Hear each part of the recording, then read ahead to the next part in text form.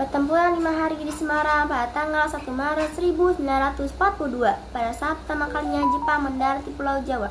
7 hari kemudian pada tanggal 8 Maret 1942 pemerintahan kolonial Belanda menyerah tanpa syarat kepada Jepang.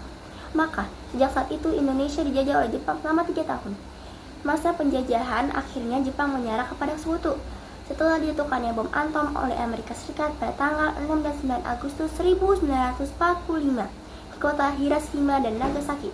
Akhirnya Jepang luluh lantah untuk mengisi kekosongan yang terjadi dan desakan para pemuda Indonesia. Maka pada tanggal 17 Agustus 1945 Bung Karno yang ditemani oleh Bung Hatta secara tegas memproklamirkan Indonesia. Proklamasi. Kami, bangsa Indonesia, dengan ini menyatakan kemerdekaan Indonesia. Hal-hal yang mengenai pemindahan kekuasaan dan lain-lain diselenggarakan dengan cara saksama dan dalam tempo yang sesingkat-singkatnya. Jakarta, 17 Agustus 1945, atas nama bangsa Indonesia, Soekarno Hatta.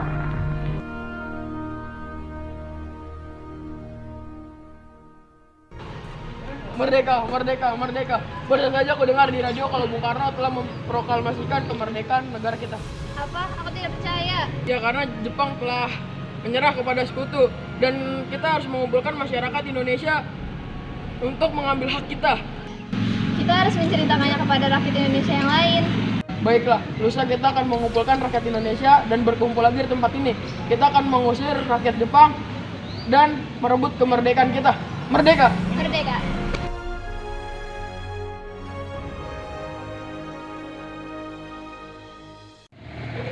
Hai saudara-saudara, dikabarkan pada tanggal 13 Oktober, pemuda di Bandung berhasil melucuti senjata tentara Jepang.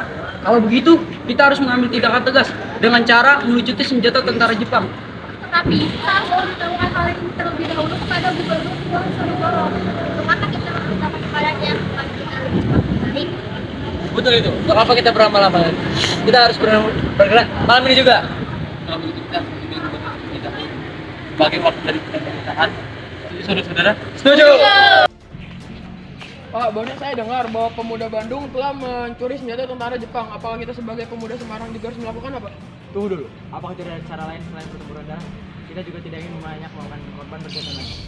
Dengan begini kita akan melakukan perundingan dengan Jepang. Bagaimana kalau mereka itu tidak setuju? Apakah itu sama saja mengulur waktu saja? Setidaknya kita mempunyai cara yang lebih baik daripada banyak memakan korban berjatuhan lagi. Dengan begini kita akan melakukan perundingan dengan Jepang. Karena tangan kami sini untuk dengan Mayor Kido. Baik, Pak. Baik, Pak. Ya, suruh mereka masuk. Baiklah. Masih dekat.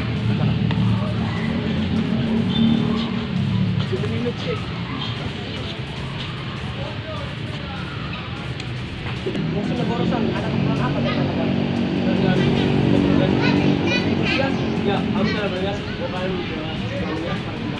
Jadi serahkan senjata kalian kepada kami. Tidak, kami hanya akan menyerahkan senjata kami kepada masing-masing gubernur.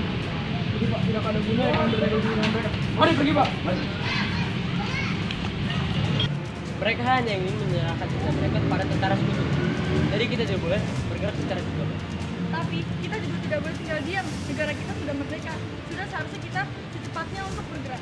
Kita harus mengambil senjata mereka tanpa persetujuan mereka. Setuju? Setuju. Tetapi kita harus hati-hati. Kita serang mereka saat mereka lengah. Merdeka! Merdeka! Ada apa kalian di sini lagi? Kami sini bertugas untuk melucuti senjata Anda. Dalam yang tunggu dulu. Negara kami sudah merdeka. Sedangkan kalian angkat kaki di sini. Tidak, kami tidak akan melakukan itu.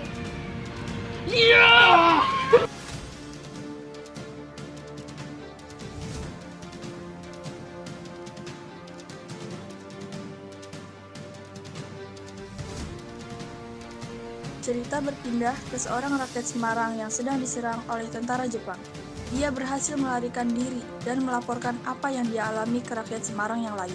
Salah satunya adalah Dr. Karyadi. Kita telah diserang. Pasukan Jepang telah berhasil meracuni pasokan air kita. Mereka juga telah berhasil mengumpulkan pusat kota. Apa yang kita lakukan? Kalau begitu, kita harus mengecek persediaan air kita terlebih dahulu. Sebaiknya kita jadi gegabah. Tidak bisa, ini menyangkut keberlangsungan hidup masyarakat Semarang. Meski sudah diperingati untuk tidak gegabah, Dr. Karyadi tetap pergi. Lalu, saat di perjalanan menuju tempat persediaan air, dia ditembak oleh pasukan Jepang.